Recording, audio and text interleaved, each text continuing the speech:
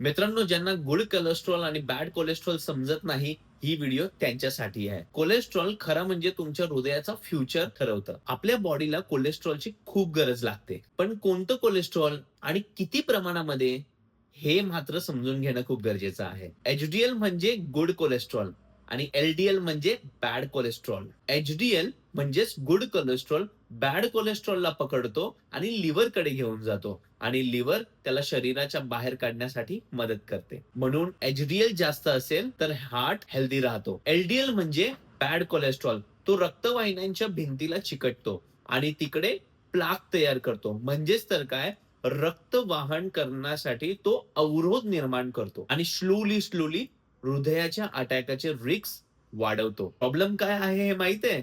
की कोलेस्ट्रॉल वाढलं असेल तर काहीच लक्षणं दिसत नाहीत. म्हणून रेग्युलर ब्लड चेकअप करणं खूप गरजेचं आहे. लक्षात ठेवा, एलडीएल कमी ठेवा आणि एचडीएल वाढवा. Healthy heart means healthy life.